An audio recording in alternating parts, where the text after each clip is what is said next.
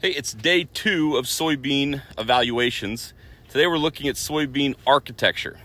We're evaluating if a plant is bushy or if it's a thin canopy, how that affects population on those varieties, and what that means to the efficiency of these soybean plants as we're evaluating. So, if you look at this variety I'm in right now, it is every bit of shoulder high. It's a very tall bean plant.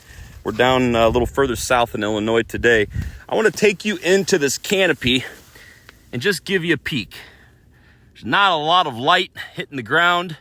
We consider that good, but you notice there's a lot of vines and some yellow leaves down there. Those leaves that are yellow, they're not necessarily sick. They're just not capturing sunlight. And since they're not capturing sunlight, we're not driving energy into some of these bottom nodes.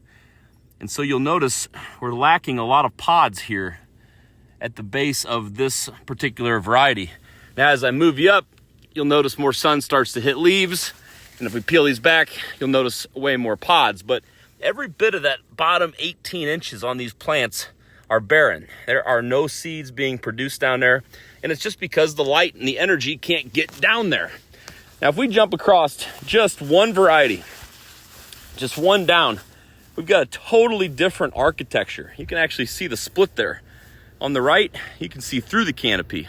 On the left, you can't. It's a pretty bushy plant. So as we walk into this variety, and I take you down into the canopy, well, you quickly notice there's a lot more light getting through, a lot less yellow leaves, and more importantly, we're potted almost all the way to the base of these plants. It looks really, really good. Now, these are on 30-inch rows, but the population's around 140,000. So on a really bushy plant like we just got out of, it's kind of getting too crowded. The plant's got to grow aggressively and it covers itself up.